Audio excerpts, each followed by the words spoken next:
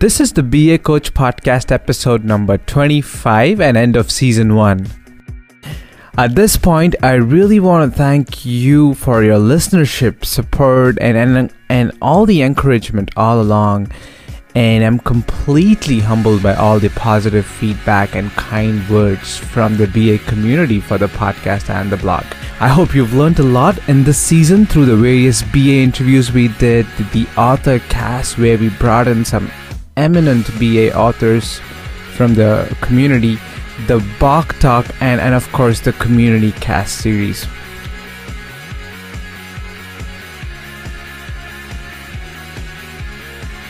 I started out in physics and astrophysics, so I got involved in the conversion project as one of the not technophobic people working there.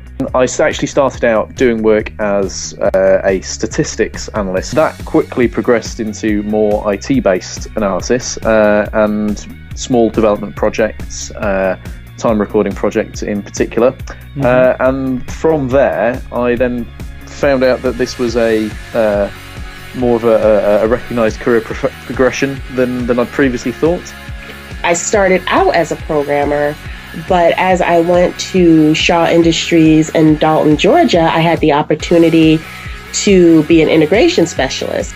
And I found that I really liked interacting with the business and figuring out what they wanted to develop. One of the most important things for me is that every day is different. Every project is different, and being a BA, I get to see different business domains, different problem domains, different technical domains. I really like finding that best set of solution components to whatever the problem is. One challenge that seems to come up more acutely as a consultant is getting the right stakeholder time. A lot of times, just by laying out the process that I use and how involvement from the stakeholders plays into that, it's a big piece. So sometimes there's problems of scope, meaning there's unnecessary design information that they're giving me. You know, as users, I just want to hear what the problem is, not how to implement the solution. Right? And people tend to dwell more on the solution than what their problem is. And also, you have to really clarify. You just have to keep asking them the right questions until you get the answer, which you can put down on paper. I think the key challenge is really the same in all domains, and it's establishing a good relationship with your stakeholders. Sometimes leave some silence, right? Let that stakeholder speak first, maybe. But by listening to that stakeholder first, you may find out what's their impression, or what is their attitude, or what are their priorities, and you can learn that in that first sentence in a very easy way, something that might be very difficult for you to learn at a later time. Even though for an advanced role, or maybe even for that BA role that you're looking at, maybe that's not on the list of requirements for the role, they can often be differentiators. Find a skill that you think would be useful and make you marketable, and try to get into that. Like I say, again, whether it be use of a modeling tool, or maybe learning how to work with data a little bit better, but something that's maybe a little more out of the ordinary for a BA, but that might set you apart. You have to be responsible for your own advancement. You need to take charge. A lot of people expect that their manager or the company would take care of their career advancement.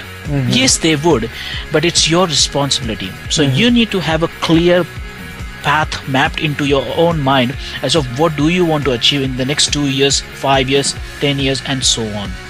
If you wait until you get laid off or you quit your job to join IIBA or to begin blogging or whatever it is that you decide to do, then those relationships haven't been cultivated enough at that point for them to be of any value to you. So, find something that works for you to clear your head of all the information. But I think it's something to be conscious of in terms of productivity. Try and accomplish work on your stakeholders' time and not on yours. So try to figure out what work you've got to do, and can you put that on your stakeholder time, and then you can use that time to do something else. It's having a clear list or understanding of the breadth of things you need to work on, So it's like a product backlog, if you like. And to understand what things are really important, what priorities they have. And then the second thing is to actually time box your day. I say productivity is short meetings with key people. I think that's the best way to keep things moving. Do that with as many people as you're pulling together, to get ideas, or you're going to solve a problem. And when you actually get people in the room, they're already aware of the meeting, they're already aware of the topics, they're already aware of what's going on, and you can get right to the point. I decided to write the complete manual.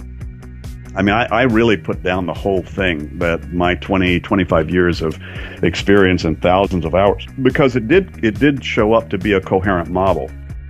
So I think it is something you can read kind of from front to end and see the big picture and how things fit together. But I think it is also a useful reference, because you can go back and look at just particular topics and not necessarily have to start at the beginning to make sense from something that's later in the book. Like there's a chapter on prioritization. Using the requirements roadmap as sort of the guide or framework, here's the different analysis models, and it's set up for those models, say for example a context diagram, a couple of sentences, what is it, other names for it, bottom line, why would you use it, what does it do for you, with some bullet points, and then bam, how do I do it, step, step, step, with tips and examples. Howard, the clients already know the answer. That was his trick to consulting. Ask questions and ask about the history. Ask about how we are where we are today.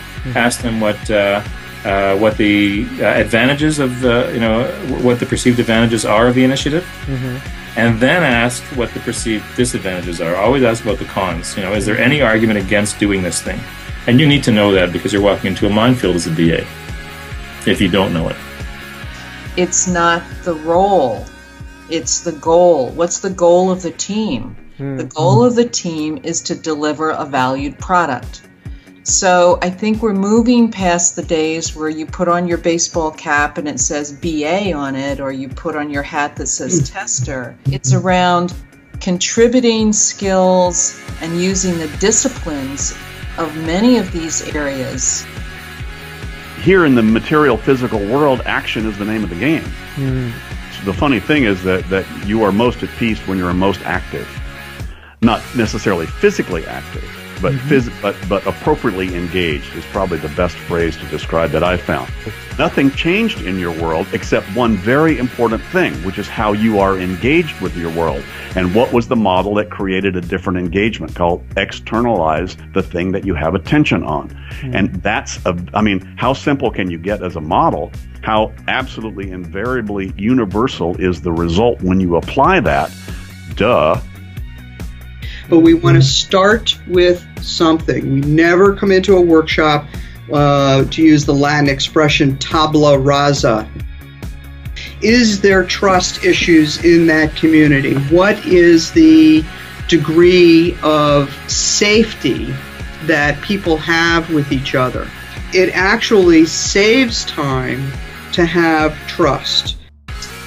The primary purpose and the reason we developed the BA BOK was to define the profession of business analysis.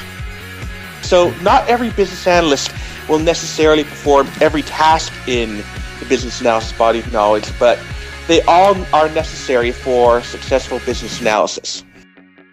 But I would really be concerned with someone who maybe hadn't shown any desire to change over 15 years, suddenly wanting to move into a role that is all about change. Nothing would make me happier than when a BA would ask me to walk through their plan with them, because, maybe I'd catch something, maybe I wouldn't. But just the fact that they thought through it and that they were soliciting input from people made me proud.